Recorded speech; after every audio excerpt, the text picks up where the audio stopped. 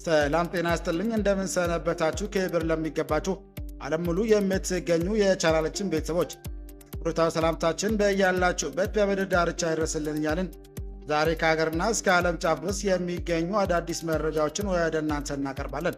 የብራን አድማጮቻችን ቀድሞ ዩቱብ ቻናላችን ስለተዘጋብን በአዲስ ቻናል ወደ እናንተ ተከስተናል።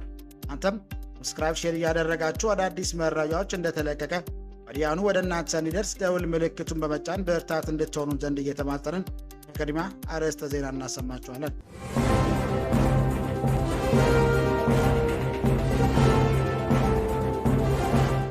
ከሁለት ዓመት በፊት በሰሜን ኢትዮጵያ ለሁለት ዓመታት ከካሄደው 600,000 በላይ ሰዎችን ሕይወት የቀጠፈው ደም አፋሳሽ ጦርነት አበቃ። ከ3 ዓመት በኋላ በትግራይ ክልል ዳግም መደበኛ ጦርነት ይከፈታል በሚል ስጋትን በነዋሪዎች ዘንድ በከፍተኛ ሁኔታ መንገሱን ፈረንሳይ የዜና አገልግሎት ኤኤፍፒ ዘገበ። አብራችሁ ስትሉ የምትሰሙት ይሆናል። መንግስት አፈንግጠው ከሚወጡ ጋር ከሚደራደር በርካታ የጦር ሰራዊት ካላቸው ታጣቂዎች ጋር እውነተኛ ድርድር የማያደርገው ለምንድን ነው የሚል ጥያቄ ከፓርላማ ተነሳ። ሰኞ ጥር 26 ቀን 2018 ዓ.ም የህዝብ ተወካዮች ምክር ቤት 5ኛ ዓመት የሥራ ዘመን ኛ መደበኛ ስብሰባውን የፌዴሪ ጠቅላይ ሚኒስትር ዶክተር አብይ አህመድ በተገኙበት እያካሄደ ይገኛል። በሰፊው ታደምጣላችሁ። አቶ ስዬ አብርሃ ስለ ህወሓት የኤርትራና ፋኖ ጥምረት ያላቸውን አቋም ገለጹ። የቀድሞ የመከላከያ ሚኒስትር አቶ ስዬ አብርሃ ከሰሞኑ የትግራይ ወቅታዊ ሁኔታ ጋር በተያያዘ እሁድ ጥር 24 ቀን 2018 ዓ.ም ምሽት ከአንድ ሚዲያ ጋር በነበራቸው ቆይታ በርካታ ርዕሰ ጉዳዮች በተለይም ስለ ጥምረትና ፋኖ ኃይሎች ጋር ስለሚደረግ ትብብር ማብራሪያ ሰጥተዋል። በዝርዝር የምታደምጡት ይሆናል። ኢትዮጵያ በሶማሊላንድ በኩል የባህር በር ፍላጎቷን ለማሳካት ሀያላን ሀገራትን ድጋፍ ማስተባበር እንዳለባት ገለጸ። በሶማሊላንድ በኩል የባህር በር ፍላጎቷን ለማሳካት የእስራኤል ሁሉ የሌሎችን ሀያላን ሀገራትን እውቅና ማስተባበር እንዳለባት ገለጸ። ሶማሊላንድ ሀገራትን በይፋ የተረጋገጠ ስላልሆነ ኢትዮጵያ ስልታዊ አካሄድ መከተል እንዳለባት የገለጹት የፖለቲካ ሳይንስ ባለሙያው ዶክተር ጌትዬ ትርፌ ሀገሪቱ በቀጠናው ያላትን ተቀባይነት ጠቅማ እንድትሰራ ሁሉ ሌሎች ሀያላን ሀገራትን እውቅና እንዲሰጡና ሁለቱን ሀገራት ጥቅም እንዲከበር ማድረግ እንደሚገባ ገልጸዋል። አብራችሁ ስትቆዩ ታደምጡታላችሁ። በጉልበት የሚሳካ ነገር የለም ሲሉ ኮሎኔል ደመቀ ዘውዱ ሀሳባቸውን አጋሩ። ወልቃይት ጠገዴ ሰቲት ሁመራ ዞን ምክትል አስተዳዳሪና ሰላምና ጸጥታ መምሪያ ኃላፊ የሆኑት ኮሎኔል ደመቀ ዘውዱ ትናንትና ጥር 25 2018 ዓ.ም በሁመራ በተካሄደው ህዝባዊ ሰልፍ ላይ ተገኝተው ንግግር አድርገዋል። ተሰሙታላችሁ። ኢራን የተፈጠረውን ውጥረት በተመለከተ ከየትኛውም ወገን ለሚሰነዘር አዎንታዊም ሆነ አሉታዊ ነገር ተመጣጣኝ ምላሽ እንደምትሰጥ አስጠነቀቀች። ውጭ ጉዳይ ሚኒስትር አባስ አራግቺ ከአሜሪካ በኩል የሚሰነዘሩትን ዛቻዎችና የውይይት ሀሳቦች በመጥቀስ ኢራን ለሁሉም እንዳመጣጡ ምላሽ እንደምትሰጥ ተናግሯል። አብራችሁን ስትቆዩ ይህና ሌሎች የመሳሰሉ መረጃዎችን ታደምጣላችሁ። አብራችሁን ቆዩ። አድማጭ የቻናላችን ቤተሰቦች ሰብስክራይብ ያላደረጋችሁ እንድታደርጉ እያልን እነዚህና ሌሎች ያሰባሰብናቸውን መረጃዎች ይዘን ቀጥታ በዝርዝርና በትንታኔ ወደምንመለከተው አቀናን።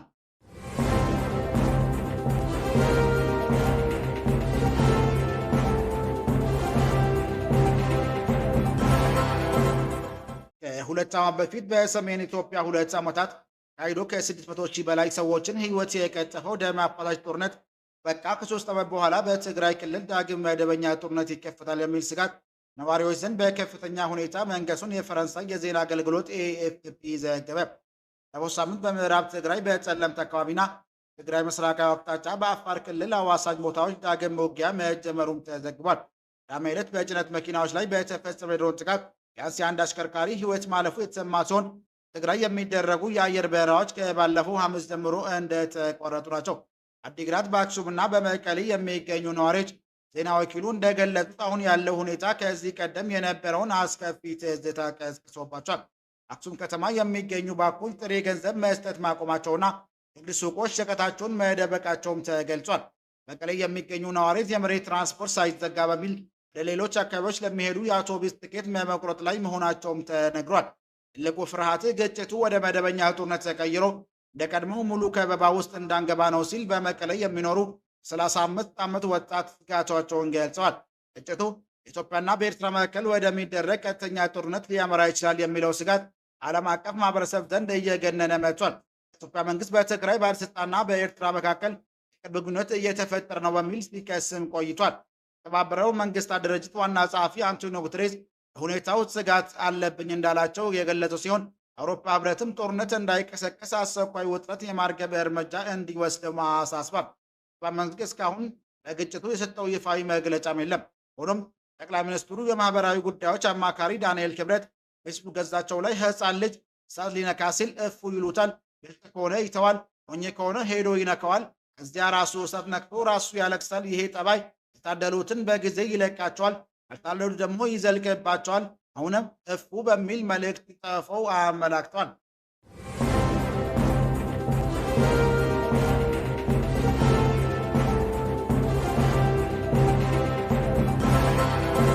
አቶ ስዬ አብርሃ ስለ ህወሓት ኤርትራና ፋኖ ጥምረት ያላቸውን አቋም ገለጹ።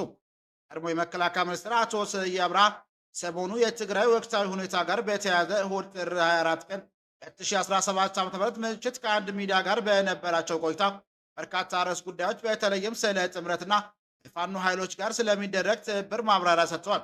አቶ ስዬ አብርሃ የህወሓት አመራሮችና የትግራይ ወታደሮች ሆኖች ከኤርትራ ጋር እያደረጉት ነው ያሉትን ጥምረት ተችቷል። እንደ እርሳቸው ገለጻ ይህ አይነቱ ግንኙነት ትግራይን የትልቅ ዝሆኖች የውጭ ኃይላት የጦር አውድማ የሚያደርግ ነው ብሏል። ይህ ሴራ ዋና ተዋናይ የኤርትራ ፕሬዝዳንት ኢሳያስ አፈወርቅ መሆናቸውን የጠቀሱት አቶ ስዬ ፕሬዝዳንቱ የትግራይ ጀነራሎች ለጭነት እንደሚመች አህዮች አድርገው ስለቆጠሯቸው ዓላማቸውን ለማሳካት ሯቸውና አደጋ ቢደርስባቸው እንኳን ግድ እንደማይሰጣቸውም ገልጸዋል። በተመሳሳይ አቶ ስዬ የህወሓት ኃይሎች ከፋኖ ጋር እያደረጉት ነው የተባለውን ትብብር በተመለከተ ሲናገሩ ፋኖ ኃይሎች ጋር የሚደረግ ማንኛውም ግንኙነት ፕሪቶሪያውን የሰላም ስምምነት የሚያፈርስና ትግራይን ወደ የከፋ ችግር ውስጥ የሚከታት ነው ብለዋል። ተፈናቃዮች መመለሱ ሆነ ትግራይ መሬት የማስከበር ጉዳይ በፕሪቶሪያ ስምምነት መሰረት ሰላማዊ መንገድ እንዲከናወን እየተሰራ መሆኑን ገልጸው እዚህም አቋም አጥብቀው እንደሚቀጥሉ አሳስበዋል።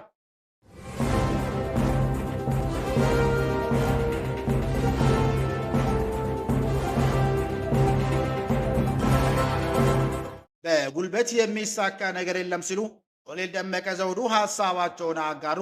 ወልቃይት ጠገዴ ሰቲት ሁመራ ዞን ምክትል አስተዳዳሪና ሰላምና ጸጥታ መምሪያ ኃላፊ የሆኑት ኮሎኔል ደመቀ ዘውዱ ትናንትና ጥር 25 2018 ዓ.ም በሁመራ በተካሄደው ህዝባዊ ሰልፍ ላይ ተገኝተው ንግግራቸውንም አድርጓል። ንግግራቸውም የህወሓት ጦር ሰበቃይነትና ተስፋፊነት የሚወገዝ ነው ያሉት ኮሎኔል ደመቀ ዘውዱ ወልቃይት ጠገዴ ህዝብና አስተዳደር ከፌዴራሉ መንግስት ጎን የቆሙ መሆናቸውን ገልጸዋል። ሰላም ለሁሉም አስፈላጊ ነው ሲሉ የገለጹት ኮሎኔል ደመቀ እኛ ሰላም እንጂ ጦርነት አንፈልግም ብለዋል። ጨምረውም የህወሓትን የጦርነት ሰበቃና ጸረ ሰላም እንቅስቃሴ መላው የኢትዮጵያ ህዝብ አንድነት ላይ ሊቃወሙ እንደሚገባ አሳስበዋል።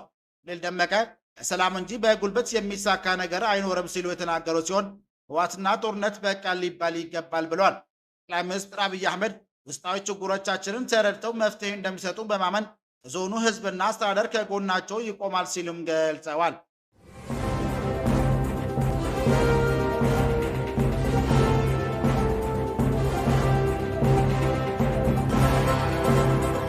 መንግስት አፈንግጠው ከሚወጡ ጋር ከሚደራደር በርካታ የጦር ሰራዊት ካላቸው ታጣቂዎች ጋር እውነተኛ ድርድር የማያደርገው ለምንድን ነው የሚል ጥያቄ ከፓርላማ ተነሳ። ጥር 26 ቀን 2018 ዓ.ም ህዝብ ተወካዮች ምክር ቤት 5ኛ ዓመት የሥራ ዘመን ለኛ መደበኛ ስብሰባውን የፌዴሪ ጠቅላይ ሚኒስትር ዶክተር አብይ አህመድ በተገኙበት እያካሄደ ይገኛል። ጠቅላይ ሚኒስትሩ የ2018 በጀት ዓመት 6 ወራት የሥራ አፈጻጸም ሪፖርት ላይ ከምክር ቤት አባላቱ የሚቀርብላቸው ጥያቄዎች ምላሽና ማብራሪያ መስጠት የጀመሩ ሲሆን እርሳቸው አስቀድሞ ግን የተለያዩ ጥያቄዎች ተነስተውላቸዋል። ዋናነት 7ኛው ጠቅላላ ምርጫ፣ የባህር በር፣ ሰላምና ጸጥታ፣ የተፈናቃዮች ሁኔታ፣ ህወሓት፣ ሀገራዊ ምክክር ኮሚሽን ዋና ዋናዎቹ ናቸው። ፓርላማ አባሉ አበባው ደሳለኝ ምክትል ጠቅላይ ሚኒስትሩ ባነሱት ጥያቄ የሀገሪቱን የኢኮኖሚ ችግር ከሚያባብሱ ጉዳዮች መካከል ዋነኛው ሀገሪቱ ያለው ሰላምና የጸጥታ ችግር አለመቅረፍ ነው ብለዋል። ይህንን ለመቅረፍ የምክር ቤቱ አባላት 3 ዓመታት ውትወታ ሲያደርግ እንደነበር ቢከርምም ምንም አይነት ለውጥ አለመምጣቱ እንዲሁም ከተለያዩ የታጠቁ አካላት ጋር ድርድር እያደረግኩ ነው ቢልም ተጨባጭ ለውጥ አምጥቷል ወይ ሲሉም ጠይቋል። በተጨማሪም መንግስት አፈንግጠው ከሚወጡ ታጣቂዎች ጋር ከመደራደር ይልቅ በርካታ የጦር ሰራዊት ካላቸው ታጣቂዎች ጋር እውነተኛ ድርድር የማያደርገው ለምንድን ነው ሲሉም አክለዋል። የባህር በር፣ የልማት፣ ሀገራዊ ምክክርና እርዳን በተመለከተ መንግስት ያለ ሰላም እንዴት ለማሳካት አሰበ የሚሉ ጥያቄዎች ለጠቅላይ ሚኒስትሩም ተንዝረዋል።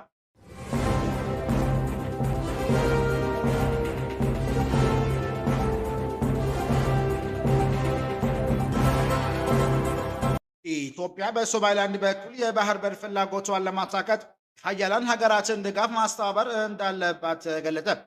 በሶማሊላንድ በኩል የባህር በር ፍላጎቷን ለማሳካት እስራኤል ሁሉ የሌሎች ሀያላን ሀገራትን እውቅና ማስተባበር እንዳለባት ገለጸ።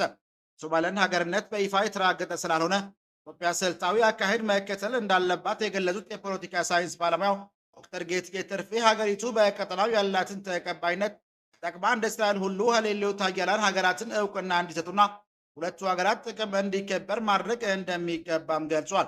ሶማሊላንድ ለኢትዮጵያ የባህር በር ጥያቄ አዎንታዊ ምላሽ የምትሰጥ መሆኗን የገለጹት ባለሙያው የተለያዩ ሀገራት በተናጠል የሀገራትን እውቅና የሰጧት ቢሆንም ኢትዮጵያ ጉዳዩን ስልታዊ በማድረግ እውቅና የሚሰጡ ሀገራትም ተመሳሳይ ፍላጎት ሊኖራቸው ስለሚችል ጉዳዩን በብስለት ማጤን እንደሚገባ አመላክቷል።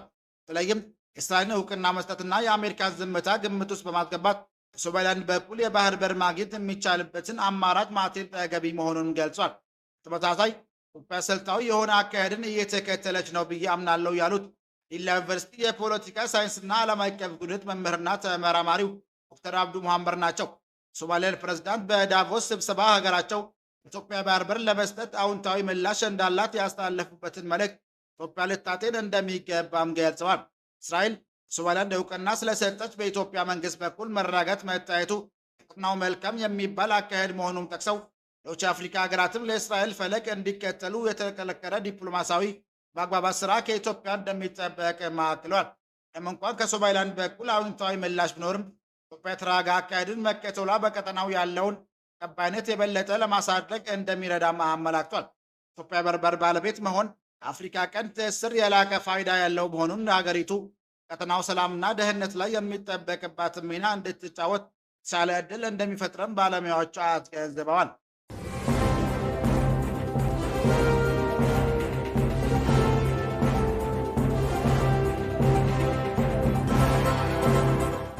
ኢራን ለተፈጠረውን ውጥረት በተመለከተ ከየትኛውም ወገን ለሚሰነዘር አዎንታዊ ሆነ አሉታዊ ነገር ተመጣጣኝ ምላሽ እንደምትሰጥ አስታወቀች።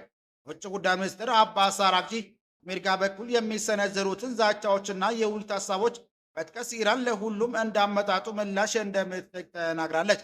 አክብሮት ለሚያናግረን በአክብሮት እንመልሳለን፣ ማስፈራረት ለሚያናግረን በተመሳሳይ ቋንቋ መልስ እንሰጣለን። ዲፕሎማሲ ዝግጁ ነን፣ ነገር ግን ዲፕሎማሲ ከማስፈራራትና ከጫና ጋር አብሮ አይሄድም። ዲፕሎማሲ የራሱ መንገድ አለው ብለዋል። ኢራን ዋነኛ ዲፕሎማት ጨምሮም አሜሪካ ወደ ዲፕሎማሲያዊ ፊቷን ያዞረችው ህዝባዊ ተቃውሞ አማካይነት የታሰበው ሴራ ስላልተሳካ ነው ሲሉም ወቅሰዋል። ሚኒስትሩ በድጋሜ አሜሪካና እስራኤል በሺዎች የሚቆጠሩ ሰዎች ተገለውበታል በተባለው ሳምንታት በዘለቀው ተቃውሞ ውስጥ ተሳትፈዋል ሲሉም ተከሰዋል። ኢራን በተካሄደው ተቃውሞ ኢራን በእስራኤልና በአሜሪካ ጋር ባለፉት ዓመታት ሰኔ 12 ቀናት ያደረጉትን ጦርነት ተከታይ ጥቃት ነው በማለት ተቃዋሚዎችን ከህዝቡ ፍላጎት ጋር የሚያገናኛቸው ነገር የለም ብለዋል። አሜሪካ ኢራን ላይ ጥቃት እንደምትፈጽም እየዛተችና ኢራን ምላሽ እንደምትሰጥ እያጠናቀቀች ባሉበት ጊዜ ንግግር ለመጀመር ጥረት እንደተደረገም ይገኛል። የውጭ ጉዳይ ሚኒስትሩ ግን የንግግር ሀሳብ የወጣው ሴራቸው ከከሸፈ በኋላ ነው። አሁን እነሱ ናቸው ለዲፕሎማሲ የሚያወሩት፣ እኛ ሁሌም ለዲፕሎማሲ ዝግጁ ነን በማለት እኩልነት፣ በጋራ መከባበርና በጋራ ጥቅም እንደሚደራደሩም ተናግሯል። የውጭ ጉዳይ ሚኒስትሩ አራግቺ ንግግር የተሰማው በዋሽንግተንና በቴህራን መካከል ያለውን ውጥረት ለማርገብ የሚደረገው ጥረት በተጠናከረበትና በሁለቱ ሀገራት መካከል አዲስ ድርድር ለመጀመር አመቺ ሁኔታ እንዳለ እየተነገረ ባለበት ጊዜ ነው።